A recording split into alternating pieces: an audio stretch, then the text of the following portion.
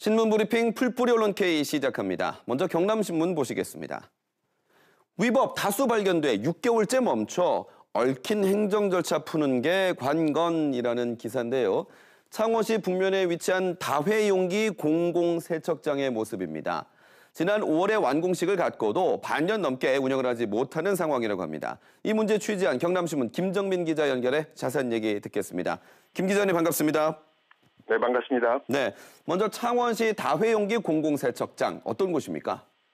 네, 다회용기 공공세척장은 장례식장에서 합성수지 접시인 일회용품 플라스틱을 많이 사용하고 있는 만큼 이를 줄이자는 차원에서 여러 번 사용할 수 있는 그릇으로 바꾸고 이를 그릇을 깨끗하게 씻을 수 있도록 한 장소입니다.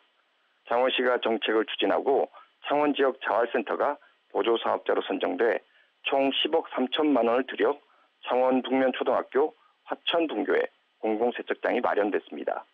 올해 5월 완공식과 함께 가동 시점에 맞춰 지역 대형 장례식장들이 사용할 예정이었습니다. 창원시가 추진하는 사업인데 이 건물이 무허가라고요? 네, 그렇습니다. 건축법상 건축물을 짓기 전 해당 행정기관의 건축 허가를 받아야 하는데요. 하지만 공공세척장은 허가를 받지 않고 지은 무허가 건축물로 나타났습니다. 이 때문에 사용 승인 신청 자체가 어렵습니다. 창원 지역 자활센터 측은 땅은 교육청 소유이고 인허가는 의창구청으로 분리된 경우라 실수가 있었다고 해명했는데요. 아마도 센터와 설계를 맡은 건축사 간의 오해와 착각으로 이 같은 일이 벌어진 것으로 시는 판단하고 있습니다. 그러면 무허가 말고 다른 위법 사항이 더 있습니까? 네, 그렇습니다. 통상 건축 허가를 신청하면 건축과 관련된 인허가를 협의하는데요. 이런 협의 없이 건축물을 짓다 보니 산지관리법과 국토계획법을 위반한 것으로 나타났습니다. 공공세척장이 들어선 화천분교의 토지 지목은 임야로 분류되는데요. 때문에 대지로 형지를 변경해야 합니다. 산지 전용 허가를 받아야 하는데 받지 않아 산지관리법을 위반했고 또한 지목 변경 과정에서 국토계획법상 개발행위 허가를 받아야 하는데 허가를 받지 않아 국토계획법을 위반했습니다.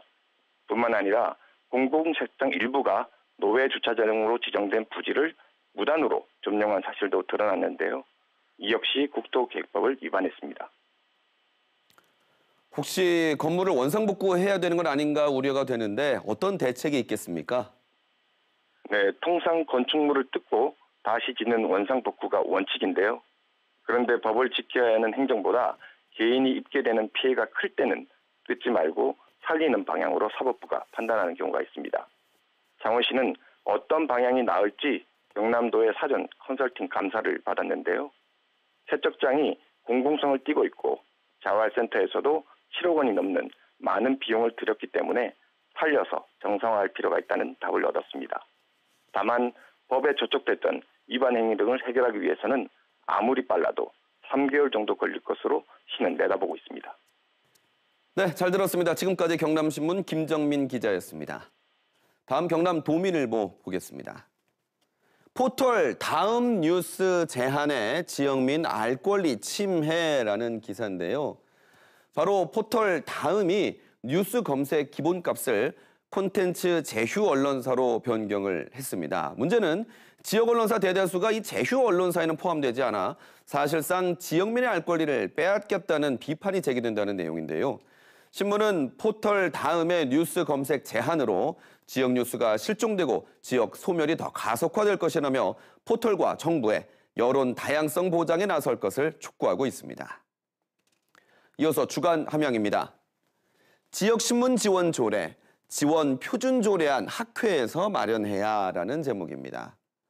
최근 지역신문 발전 예산이 대폭 삭감된 가운데 한국언론정보학회가 주최한 지역신문 육성 정책 세미나에서 조례를 통한 지역신문의 공적 지원 체계가 절실하다는 의견이 나왔다는 소식입니다. 특히 인터넷 신문을 포함한 지역신문의 지원 사업과 지원 기구는 모든 권력으로부터 독립성이 철저히 보장돼야 한다며 심의 의결과 예산 집행에 있어서도 독립성과 투명성이 확보돼야 한다고 신문은 전하고 있습니다. 끝으로 남해시대입니다. 손수 쌓은 돌탑에 생명 불어넣은 점등식이라는 기사입니다. 사진은 남해군 고현면의 대사마을인데요. 대사천 뚝을 따라 약 190여 개의 돌탑이 야경을 이루고 있는 모습입니다. 주민들이 논두렁 공사로 버려지는 마을의 자연석이 아까워서 마을의 안전과 무병 장수를 염원하며 하나, 둘 탑을 쌓아 올렸고 남해군 농촌 신활력 플러스 사업의 지원을 받아서 이렇게 빛을 얻게 됐다고 합니다. 주민의 힘으로 일군 대사마을의 야경이 지역의 새로운 관광 명소가 되기를 기원하고 있습니다. 지금까지 신문브리핑 풀뿌리 언론 K였습니다.